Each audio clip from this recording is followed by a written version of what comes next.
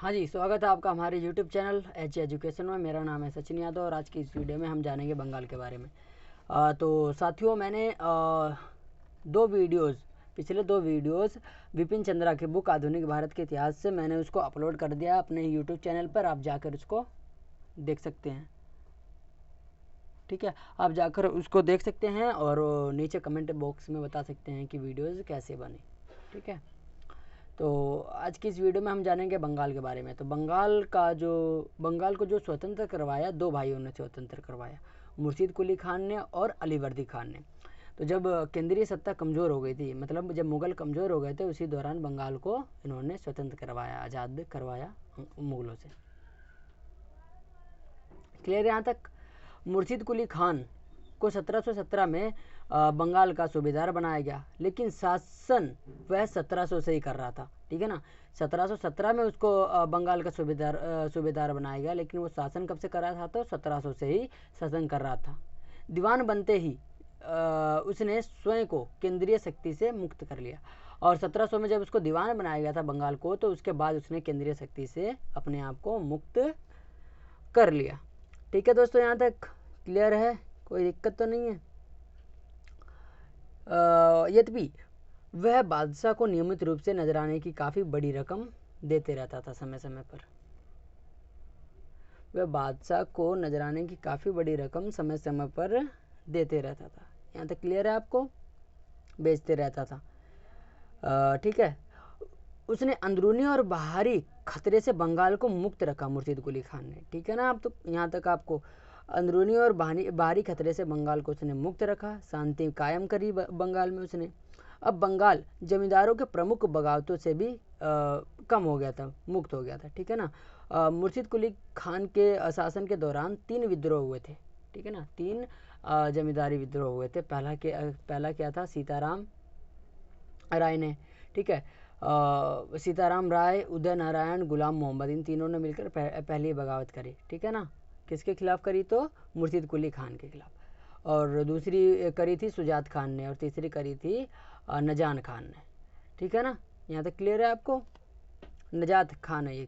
ठीक है, और इनको हराने के बाद इनकी जमींदारियाँ, तो जो बंगाल का नवाब था उसने ना इनको हरा दिया। इन तीनों ही बगावतों में इनको परास्त कर इनकी जो जमींदारियाँ थी वो इनकी जमींदारियाँ छीन कर अपने कृपा पात्र रामजीवन को दे दिया। ठीक है ना, मुर्शीद कुली खान की 1727 में मृत्यु हो जाती है, और फिर उसका जो दमाद है सुजाउद्दीन, ठीक है ना, सुजाउद्दीन 1739 तक शासन करता है। ठीक है, 1727 तक 1717 से लेकर 1727 तक बंगाल का नवाब कौन रहा था? मुर्शीद कुली खान। उसके बाद 1727 से लेकर 1739 तक सुजाउद्दीन, जो कि दमाद रहा मुर्शीद कुली खान का, उसने शासन किया। क्लियर है यहाँ तक? उसके बाद उसका बेटा आया जिसका नाम था सरफराज खान, लेकिन उसी साल सरफराज खान को अलीवर्दी खान ने गद्दी से हटाकर खुद नवाब बन जाता है। क्लियर है यहाँ तक आप लोगों को? मुर्शीद कुली खान, सुजाउद्दीन और अलीवर्दी खान, इन तीनों ही नवाबों ने बंगाल पर शांतिपूर्वक शासन व्यवस्था और सुव्यवस्था शासन प्रणाली को अपनाया था। यहाँ तक क्लियर है आपको? ठीक है, इन तीनों ही नवाबों ने बंगाल को शांतिपूर्वक और सुव्यवस्थित प्रशासन व्यवस्था अपनाया था। उन्होंने व्यापार और उद्योग को बढ़ावा दिया था। इन तीनों ही नवाबों ने बंगाल में किसको बढ़ावा दिया था? तो व्यापार और उद्योग को बढ़ावा दिया था। मुर्शीद कुली खान ने प्रशासन में मितव्ययिता बरती। मितव्ययिता मतलब थोड़ी सी दोस्तियारी बढ़ती अपने अपने शासन के दौरान। किसने? तो मुर्शीद कुली खान। उसने बंगाल के वित्तीय मामलों का प्रबंधन एक नए सिरे से चालू कर दिया। ठीक है ना, जितने भी इकोनॉमिक सिस्टम थे उनको अब एक नए सिस्टम से चालू कर देता है। क्लियर है यहाँ तक? और उसके बाद उसने एक नए भू राजस्व बंदोबस्त के जरिए, ठीक है ना, जागीर भूमि के एक बहुत बड़े भाग को खालसा भूमि बना दिया। और बाद में जब ये खालसा भूमि बना दिया था तो उसने इजारा व्यवस्था अपनाया। इजारा व्यवस्था में क्या होता था? तो इजारा व्यवस्था में ठेके पर भू राजस्व वसूला जाने लगा था। ठीक है ना, ठेके पे मतलब कि किसी को हमने कॉन्ट्रैक्ट दे दिया कि हाँ भाई ये ले, ठेका ले ले तू, अब हमारा जो टैक्स है वो कलेक्ट करके ला के हमें देगा। तो ये था इजारा व्यवस्था। क्लियर है यहाँ तक आपको? और इजारा व्यवस्था शुरू कर दी थी। स्थानीय जमींदारों और सौदागर साहूकारों के बीच से उसने राजस्व वसूलने वाले किसानों और सौदागर साहूकारों की भर्ती करी। ठीक है ना। इजारा व्यवस्था के जब उसने अपना ली थी तो उसने क्या किया था, तो स्थानीय जमींदारों और साहूकारों के बीच से, ठीक है ना, राजस्व वसूलने वाले किसानों और साहूकारों की उसने भर्ती करी थी जो राजस्व को कलेक्ट करेंगे, ठीक है ना, इजारा व्यवस्था ने, ठीक है, यहाँ तक हो गया होगा आपको। उसने गरीबी खेतिहर को नष्ट उसने क्या किया था, तो उसने गरीब खेतिहर को, ठीक है ना, जो कष्ट हो रहा था उस कष्ट को दूर करने और उन्हें समय पर भू राजस्व देने में समर्थन बनाने का बहुत बड़ा संकल्प उसने उठाया था, ठीक है। मगर इजारा व्यवस्था ने किसानों और जमींदारों पर आर्थिक बोझ बढ़ा दिया। इजारा व्यवस्था ने क्या किया, तो किसानों और जमींदारों पर आर्थिक बोझ बढ़ा डाला, ठीक है ना। इजारा व्यवस्था ने आर्थिक बोझ बढ़ा डाला। यद्यपि उसने केवल असल जमा की मांग की और गैर कानूनी टैक्स उसने हटा लिए, ठीक है। और उसने जमींदार और किसानों से लगान की बड़ी निर्दयता के साथ लगान उसने ना क्या किया था कि उसने जमींदारों और किसानों से जो लगान वो वसूलता था ना, बहुत ही निर्दयता के साथ वसूलता था, एकदम मतलब गुस्से में वसूलता था। उसके सुधारों का एक परिणाम यह हुआ कि अनेक जो पुराने जमींदार थे उसके, वो उसने निकाल कर नए जमींदारों की उसने, नए इजारेदारों की उसने भर्ती करी। तो ये क्लियर है आपको यहाँ तक। उसने जमींदारों और किसानों की लगान की वसूली निर्दयता से की और बंगाल के नवाबों ने, ठीक है ना, बंगाल के नवाबों ने हिंदू मुस्लिम को रोजगार के समान अवसर दिए। उसने धर्म के आधार पर कोई भेदभाव नवाबों ने नहीं करा कि ये मुस्लिम होना चाहिए, हिंदू होना चाहिए। तो फिर उसने धर्म को अलग रखकर, ठीक है ना, प्रतिष्ठा के आधार पर, स्किल कौशल के आधार पर लोगों को समान रोजगार के अवसर दिए, ठीक है। इजारादारों को चुनते समय मुर्शिद कुली खान ने स्थानीय जागीरदारों और महाजनों को प्राथमिकता दी। जो स्थानीय, जो वहाँ के लोकल लोग थे, तो जब इजारादारों को चुना जाता था, इजारादार कौन थे, तो जो ठेके पे जो था वो टैक्स कलेक्ट करते थे, तो उनको जब चुना जाता था तो उन्होंने क्या किया था, मुर्शिद कुली खान ने, तो उसने नवाबों ने क्या किया था, तो उसने ना स्थानीय जो जमींदार थे या स्थानीय जो जागीरदार थे, महाजन थे, उनको पहले चुना, ठीक है ना, जो कि हिंदू थे जिसमें से ज़्यादातर। और उसके बाद तीनों नवाबों ने माना कि व्यापार का जो प्रसार है वो जनता और सरकार दोनों के लिए ही फायदेमंद है, इसलिए भारत के संग तो व्यापार हम करेंगे ही करेंगे, साथ में उन्होंने विदेशी व्यापार को भी बढ़ावा दिया। क्लियर यहाँ तक। उन्होंने नियमित थानों और चौकियों की व्यवस्था कर सड़कों और नदियों की सुरक्षा का इंतजाम किया नवाबों ने। उन्होंने अफसरों के निजी व्यापार को रोक दिया। जो अफसर थे ना, जो ब्यूरोक्रेट्स थे, तो उनके जो निजी व्यापार थे, जो प्राइवेट उनके बिजनेस थे, उनको उन्होंने रोक दिया।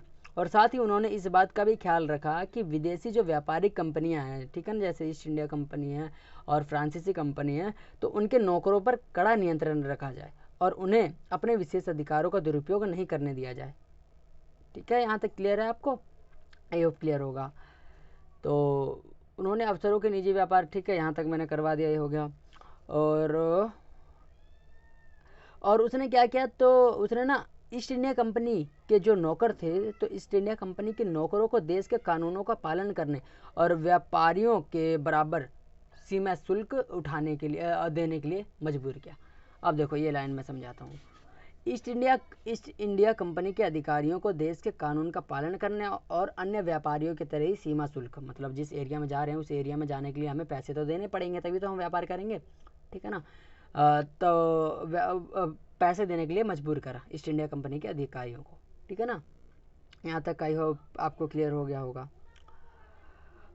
अलीवर्दी खान ने अंग्रेजों और फ्रांसीसियों को कलकत्ता और चंद्रनगर के अपने कारखानों की किलेबंदी करने की इजाज़त नहीं दी थी। यहीं से काम गड़बड़ा जाता है।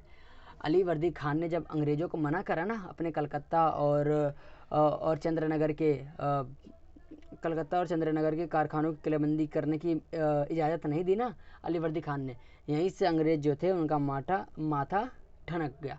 और अंग्रेज़ों ने क्या करा, तो अंग्रेज़ों ने धमकियाँ देनी शुरू कर दी, ठीक है ना। सैनिक शक्ति का उपयोग करने और उसके इस्तेमाल की धमकी देने लग गए थे अंग्रेज। तो नवाबों ने इस प्रवृत्ति को ना मजबूती से नहीं दबाया था। वे कंपनी की धमकियों का जवाब दे सकते थे, लेकिन वो जवाब देना ही नहीं चाहते थे। उनको लगता था कि कोई एक व्यापारिक कंपनी है, उसकी जो सत्ता, व्यापारिक कंपनी है, उनकी सत्ता के लिए वो क्या खतरा पैदा कर सकते हैं ज़्यादा से ज़्यादा, ठीक है ना। तो उन्होंने अंग्रेज़ों को हल्के में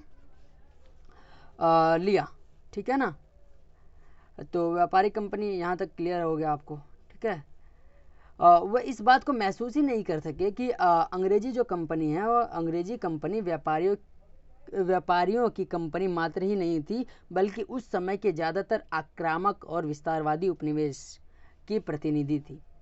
शेष दुनिया के बारे में उनका ज्ञान जो था वो बहुत ही कम था। उनको दुनिया के बारे में नहीं पता था कि कहाँ क्या हो रहा है। क्लियर है यहाँ तक आपको? और तो इसी वजह से अंग्रेज़ों को उन्होंने हल्के में लिया, और शायद यही कारण था कि अंग्रेज़ों और बंगाल के नवाबों के बीच जब युद्ध हुआ था, तो जो अंग्रेज़ थे वो नवाबों से जीत गए थे। क्लियर है? तो आगे और देखते हैं कुछ है। तो दुनिया के बारे में उनको कुछ पता ही नहीं था। अफ्रीका, दक्षिण पूर्व एशिया, लैटिन अमेरिका में, ठीक है ना, लैटिन अमेरिका में,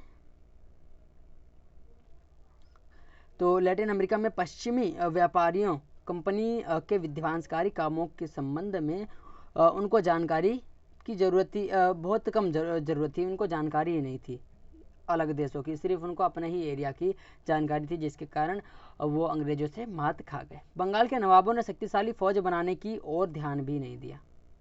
क्लियर दोस्तों ये पॉइंट? जो बंगाल के नवाब थे ना, उन्होंने शक्तिशाली फौज बनाने की ओर ध्यान भी नहीं दिया।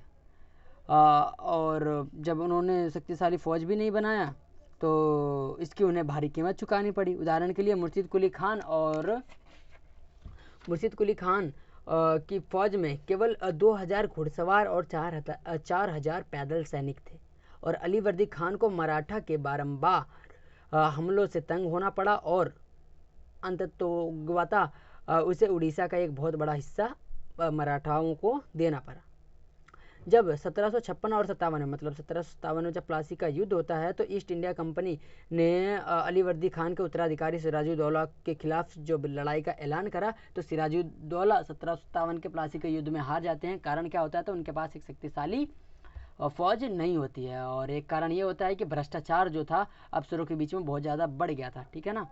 और मीर जाफ़र जो सिराजुद्दौला का सेनापति था, उसने बाद में पलट के अंग्रेज़ों की तरफ वो चला गया था। काजी और मुफ्ती घूस लेने से हिचकिचाते भी नहीं थे, जिसका फ़ायदा अंग्रेज़ों ने खूब जमकर उठाया था। तो ये था दोस्तों छोटा सा वीडियो जो कि बंगाल के बारे में था, और आई होप कि आपको समझ में आ गया होगा यहाँ तक। Thank you so much for watching us. आप वीडियो को लाइक करिए, शेयर करिए अपने ज़्यादा से ज़्यादा दोस्तों में। अगर आपको हमारी वीडियो ने हेल्प करी है तो कमेंट बॉक्स में बता सकते हैं। Thank you so much for watching मी। सुझाव कमेंट बॉक्स में